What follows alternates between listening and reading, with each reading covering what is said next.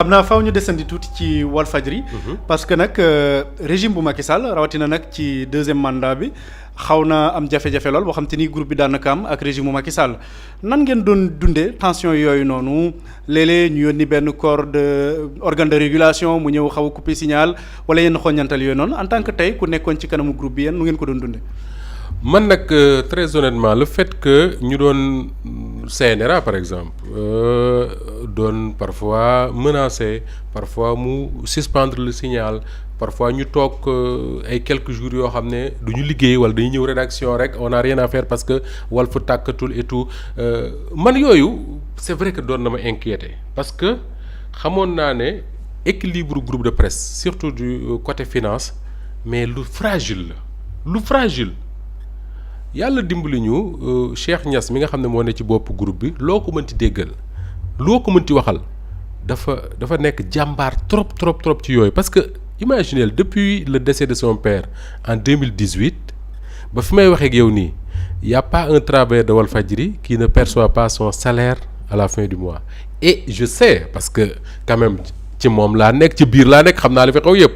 je sais que pour payer un salaire pour moom c'est extrêmement compliqué. Même pendant les périodes les plus difficiles yi nga xam ne dañ daan toog imaginez le télé bu ñu retiré nañ licence am pendant un mois les gens ne travaillent pas mais ils faisaient l'effort de payer loolu c'était la première inquiétude mais li ma gënoon a inquiété dëgg-dëgg et ça quelque part je me disais que sama responsabilité la engagé mooy tu travailles avec des gens yoo xam ne quand tu les regardes le matin au fond de toi tu te dis kii de mën naa yeddu ci prison ngoon c'était très compliqué. da nga doon dem ba am na kenn ci ñun ku ci génne woon benn formule daf daan wax ne man su ma dee liggéey si Walf suñu waa kër dañ may yeb comme ni ñuy yebee sëy jigéen buy sëy xam nga li ma la bëgg a wax jigéen buy sëy xam nga dañ koy teg naan ko boo demee na nga déggal sa jëkkër na nga moytu lii na nga moytu nangam mu ne boo daan dem di liggéey Walfadjri dañ lay yeb seen waa kër dañ naan la moytul nangam bul wax nangam bul wax nangam man personnellement je suis dans une famille boo xam ne mon travail mosu leen intéressé. mais pendant cette période-là papa yaay nijaay yi tante yi mais dañ lay woo tout le temps naan la moytul nangam bul wax nangam man loolu moo ma inquiété woon en fait c'est-à-dire que tu vis comme si tu fais plus un travail normal muy métier wu journaliste bi nga xam ne da nga ko jàng di ko appliquer pourquoi parce que y avait un homme qui avait décidé que ni réew mi kenn du fi wax lu ko neexul et ça m'inquiétait honnêtement d'ailleurs man damay toog sama am na moo xam da ngay toog sa bureau heure bu ñu la fëggee ne la nit daf lay seet ay alkaati nga koy teg parce que plusieurs 2 ou 3 fois alkaati yi ñëw nañ sama bureau fekk ma toog ñu fëgg ma vigile mooy ñëw fëgg la ne la am na ñaari policiers yu lay seet ñëw ñu ne la on avait une convocation pour Pape Ndiaye par exemple d'accord on prend la convocation après avoir consulté les avocats et tout le lendemain Pape Ndiaye boobu dem wuy si mais ñu yóbbu ko prison pour des mois nga toog dégg ñu ne sëñ Saliou Guèye jàpp nañ ko jàpp nañu Pape Alé Niang jàpp nañu keneen ak keneen yow fi nga toog tous les jours tu dis des choses yoo xam ne tu te dis mais man mën naa génn jàpp ma man mas naa toog di def sama benn live c'était un mercredi parce que boobu mercredi laa ko doon def mais fi may defee live bi nii Cheikh Niass ñëw taxaw ci ginnaaw caméra bi nii comme ni ma technicien bi taxawee di ma def nii je sais pas qu'est-ce qui se passe il me dit regarde ton téléphone quand je regarde mon téléphone je vois un message de Cheikh Niass lui-même il me dit il y a 2 policiers qui t'attendent au 4e mais man loolu moo doon est-ce que tu imagines journaliste buy liggéey dans ces conditions là et soo génnee lan nga convocation mooy le juge d'instruction moo sant alkaati yi ne leen jeudi nañ la entendre voilà nga toog benn jour ñu ne la toog sa kër ñu woo la téléphone ne la Pape Sané kat dafa génn keppaar gi am na ñaari gendarme yu ko jël ba yóbbu nañ ko nga toog weeru koor et loolu bokk na ci yi ma gën a marqué vers la fin du règne de Macky Sall à Walfadjri mooy benn weeru koor nga toog ñu ne la convoqué nañ Thioro Maxu Mandela nga jël sa téléphone woo ñi nga xam woote ba à la fin de la journée ñu ne la son état ne permet pas ñu garder ko bàyyi nañ ko mu ñibbi nga ne d'accord nga tëdd nelaw le lendemain nga yeewu suba gis ay appels yu bëree bëri borom këru Thioro ay xaritam di la woo qu'est-ce qui se passe nga jël téléphone ñu ne la Thioro de alkaati yi jël si waat nañ ko tu imagines nga ne ci loolu pendant toute la journée foo xam dem koo xam woo pour xool man dem naa ba def lu ma mësul def mooy di woo des ministres de Macky Sall pour di ñaan une intervention dans cette affaire et du ma ko fàtte mukk Ismaïla et loolu daf ma marqué ma toog ba timis toog sama kër di ndogu fi ma toogee di ndogu nii mon téléphone sonne ma xool muy Salma Ibrahima Fall je décroche elle me dit Moussa Fall say boo ngeen gaaw ma ne ko lu xew mu ne ma Coro gars yi dañ ko doon yóbbu commissariat Plateau parce que fa lañ ko garde à vue je pense que Plateau je pense fa lañ ko garde à vue mu wàcc ci kii bi rek daanu te elle était en état de grossesse et là sa vie est en danger mais man je sais pas quoi faire parce que là tu te sens complètement désarmé en fait j'appelle Pape Sané mu ne ma maa ngi Yarax mais nañ daje foofu ñu départ ñu ne ñu yóbbu nañ ko hôpital principal ñu dajeendoo hôpital principal ñun ñëpp waa kër Coro son mari Pape Sané man et tout ci heure dog juste bi ñu dogee ba pare et quand tu viens qu'est-ce que tu peux faire rien du tout da ngay ñëw rek taxaw et je viens on me dit oui commissaire ba ca Plateau nangu na téléphone les autres gens de Walfadjri là yow nga war a dem lijjantiwaat problème ba ak commissaire ba heureusement d'ailleurs c'était une femme très correcte très joviale boo ko woowee expliqué ko mu ne d'accord dinaa leen delloo seen téléphone et tout mais est-ce que yaa ngi imaginer Ismaïla nga jiite un média qui travaille pendant des mois dans des conditions comme ça yow heure bu sa téléphone sonné tu te dis tey kan lañ jàpp voilà man pour man pression boobu moo gënoon a metti fuuf pression wu tëj nañu Walfadjri rek retiré nañ la licence ak yeneen ak yeneen. est-ce que toog ngeen benn yoon ngeen ne li ñuy dund nii yëpp est-ce qu'on va pas changer la ligne éditoriale par exemple. jamais de la vie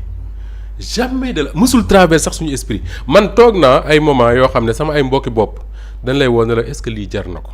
te nga bàyyi lii est-ce que jar na ko mais man y avait deux choses yoo xam ne moo ma daan animé mooy sama ay nawle laa ko séqal ñi fa nekk noonu ñëpp sama ay nawle lañu donc bu ñu dawul du man maay daw deuxième chose mooy dañu gàddu héritage boo xam ne Sidi Lamine moo ko bàyyi te bu doon loolu moom du daw amuñu doole bi Sidi Lamine amoon mais dinañ xeex jusqu'à ce que fu ñu suñu force yam xeex ça veut pas dire que di jàkkaarloog le régime di dóorantey coup ak noonu non mais li nga xam ne moom la ñu yoon may muy suñu liggéey on va continuer à le faire jusqu'à ce que ñu ne ñu léegi nag na fi yem da ngeen di tëj musuma dégg ci Cheikh Niass mu ne nañu reculer musuma ko dégg ci beneen responsable groupe bien au contraire bu ñu daan daje tout ce qu'on dit mooy tant que ñi ngi am la conscience que ni ñun li ñuy def mooy suñu liggéey on n'a pas peur gis nga man Ismaïla souvent ki may àtte en premier man mooy sama conscience man les gens mën nañoo wax fii la far lii lay def nangam ak nangam tant que maa ngi ñibbi sama kër toog jàkkaarloog télé di seetaan nii sama xel dem ci ce que j'ai fait dans la journée ma gis ne j'ai la conscience tranquille j'ai fait li nga xam ne moom laa jàpp ne mooy li baax te sama ay waajur duñ ma ci fekk mu rus sama ay mbokk duñ ma ci fekk mu rus sama ay collègues journalistes duñ ma ci fekk mu rus le reste c'est pas important et ñun c'est comme ça qu'on a toujours fonctionné toog nañ Walf di direct fi ñuy directé nii ay nit di ñu woo man nit moo ma woo d'ailleurs parce que bokku mu woon ci ñi doon direct ne ma Walf tàkkatul ma ne ah bon c'est pas possible parce que man maa ngi seetaan sama téléphone ñu wootante suñu biir laajte technicien et tout ñu ne non gars yi coupé nañ signal bi de te boobu on était en plein direct amul avertissement amul dara moo tax quand certaines choses se passent actuellement journalistes di yuuxu dafa may reeloo boobu c'était un après-midi il y avait des manifestations à Ziguinchor d'ailleurs ñuy direct plateau spécial keppaar gi lañ transformé en plateau spécial quoi mais fi ñu toog ñun qu'est-ce qu'on dit mais on continue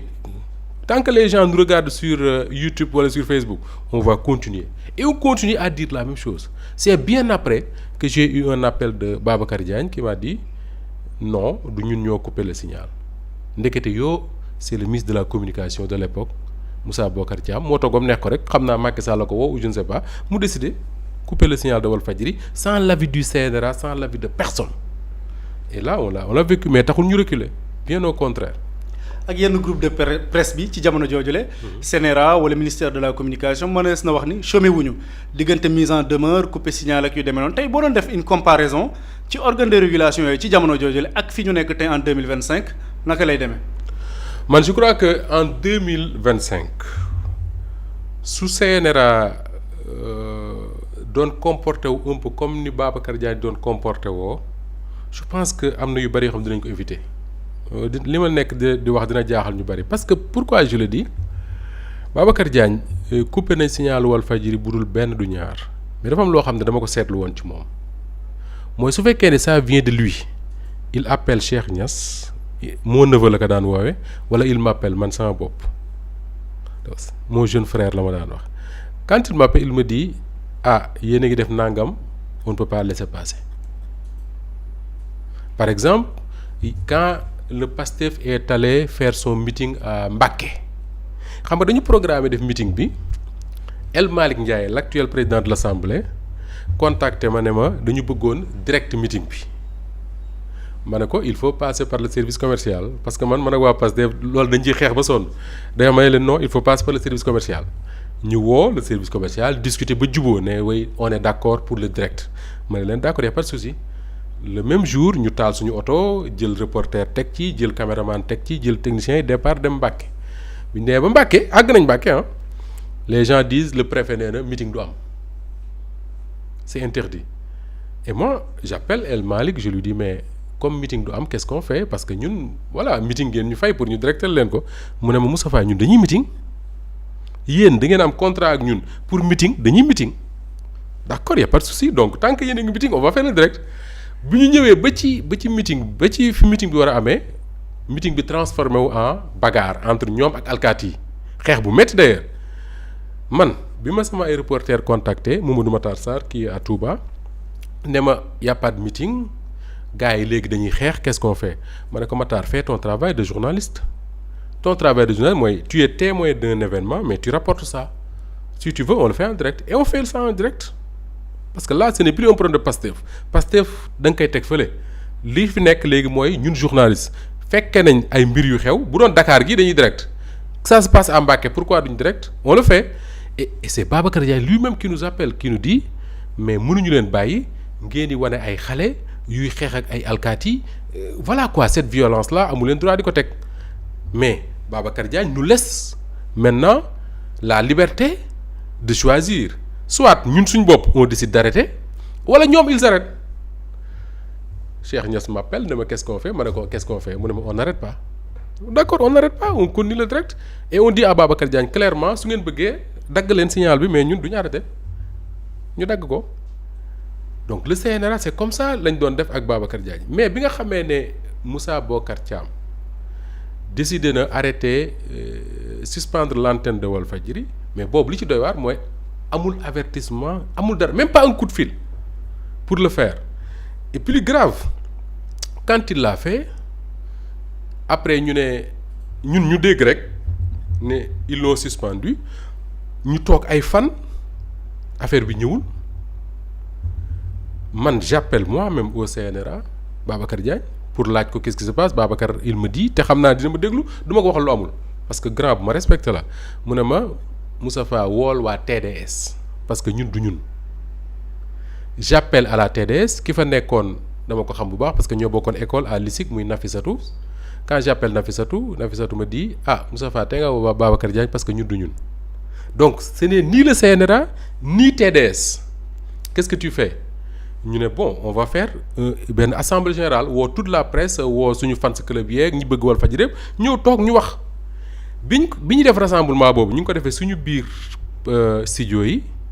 ci la benn gendarme dawal motaaram ba Walfadjri joxe fa benn lettre bi ñu tijjee enveloppe bi ci lañ gisee ne ministre de la communication décidé na suspendre Walfadjri pour 1 mois ñun loolu lañ ci am on l'a appris comme tous les Sénégalais quoi en fait mais ça c'était un vrai problème et maintenant soo gisee liy xew nii mais su CNRA wala l'actuel ministre de la communication su doon def comme Moussa Bocar Thiam mais chaque jour mu tëj benn télé parce que li ñuy def nii gisuma Walfadjri def fi lu ko gën a garaaw gisuma ko la seule différence mooy à l'époque il y avait une opposition qui manifestait qui occupait la rue cette fois-ci amul te leer na ma ne tey bu amoon une opposition bu am doole bi Pastef amoon à l'époque pas Pastef mais opposition yëpp bu fa nekkoon di def des manifestations ni ñu doon directé noonu la télé di directé léegi voilà. dérive yi ñuy nemmeeku ci média yi nii kon da nga njort ni CNRA daf ci xaw a seetaan daal. non man loolu laa jàpp parce que bi fii Babacar Diagne jiitee CNRA ni mu doon defee d'accorduma ci lépp de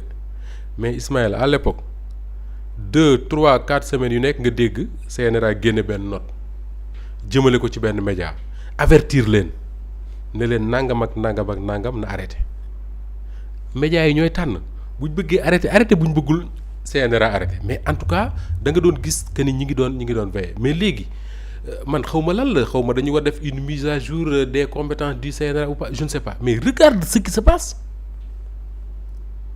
man je parle même pas de président de la République ou de premier ministre ou de président de l'Assemblée quoi mais nit kese doomu aadama kese am njaboot dëkk ci réew mi est-ce que yaakaar nga ne c'est normal li ngay dégg ñu koy wax ci ñenn ñi man de du ma ko wax man critiqué naa Macky Sall plusieurs fois parfois de manière très dure mais kenn mësul dégg ma àgg ak Macky Sall fenn fi parce que dama jàpp ne c'est mais après tout c'est un père de famille il y a des choses qu'on n'a pas le droit de lui dire mais regarde rek seetaanal bëgguma joxe exemple di tooñ kenn mais da ngay def veille média man dama koy def regarde les médias del xool rek li ciy xew parfois nga dégg loo xam da nga naan nii parfois nga gis nit bind loo xam ne da nga naan nii et pendant ce temps le CNRA de faire yi et man j'ai toujours dit que ni il faut que les journalistes def attention xam nga lu tax su fekkee ne le correct amul doole pour def li mu war a def quand je dis amul doole c'est d'abord les moyens mais c'est surtout doole bi ñu ko war a jox ñun journaliste doole bi mooy su correct bindee wax Ismaïla ne ko ñi ngi attirer sa attention sur telle chose parce que amoo droit wax nangam amoo droit def nangam Ismaïla au lieu que mu xoolaat boppam ne que correct c'est mes confrères c'est mes collègues bu ñu waxee lii am na lu ma war a jubbanti mais doo ko def da ngay dem attaquer correct yaa ngi koy affaiblir su CNRA waxee nga wax la même chose yaa ngi koy affaiblir léegi su fekkee ne correct faale woo ko faale woo CNRA am na koo xam ne moom di nga ko faale par force mu neex la mu naqari la muy le procureur de la République parce que si on respectait les règles yi nga xam ne moo établir suñu métier respecter les organes d'autorégulation suñu waxee ñu jubbanti fi ñu toog wala au moins qu'on prenne acte wala comme dit un ministre là qu'on prenne note mais on ne le fait pas mais on les attaque mais le procureur il peut pas regarder faire lui il va agir et malheureusement c'est ce qui se passe dans notre pays man dama dem Abidjan on m'a raconté benn anecdote qui m'a fait beaucoup rire c'est le président de l'ANP mooy l'autorité nationale de la presse Abidjan mu ne ma dafa dajale la presse les journalistes ñëw toog mu woo le procureur de la République mi ngi mel ne woon rek tey ñu ne woon presse bi yëpp nañ daje Grand Théâtre wala Sorano ñu daje ñëpp ñëw wala maison de la presse ñëpp ñëw ñu woo le procureur Ibrahima Ndoye mu ñëw toog ne journalistes yi lii la loi wax soo defee nangam ak nangam ak nangam lii moo la ciy fekk soo defee nangam ak nangam ak nangam lii moo la ci fekk ñëpp déggandoo ko ñëpp dem ku ko def ñu jaar la ci yoon mais ñun àgguñ foofu alhamdulilah mais il faut que ñu éviter bañ a àgg foofu justement. ñu wax aussi ci situation de la presse bi nga xam te dañ koy dégg lu bëri ci biir penc mi quelques mois après bi régime bu Macky Sall daal. Mously Immo Sénégal moo leen di indil saafara ci jafe-jafe bu ngeen am ci wàllum immobilier yow mi bëgg a jënd kër yow mi bëgg a tabax wala nga jaay sa terrain jokkool ak waa Mously Immo ku am sa kër bëgg ku la ko terrassel wala nga am sa tool bëgg ku la ko lotisel defal la ko ay terrain Mously Immo Sénégal daf leen koy jàppandal gunge leen ci anam gu mucc ayib ku am sa kër itam te nekkuloo ci biir réew mi bëgg ku la ko toppatool gérer la ko Mously Immo moo ci gën a gaaw gën ci wóor ku bëgg réfectionner tabax wala nga defar plan architecte mën nga jokkoo itam ak waa Mously Immo Sénégal mën ngeen leen a woo ci 77 887 25 13 77 887 25 13 Mously Immo indi saafara ngir jëndum kër tabax jaayum terrain terrasse yi ay tool wala lotissé ko defal leen ko ay terrain loolu lépp Mously Immo moo ci gën a gaaw man ngeen itam abonné ci seen chaîne YouTube Mously Immo Sénégal ngir am yeneeni xabaar yu gën a dëggu wala itam wàllum conseil ci wàllum immobilier fii ci biir réewum Sénégal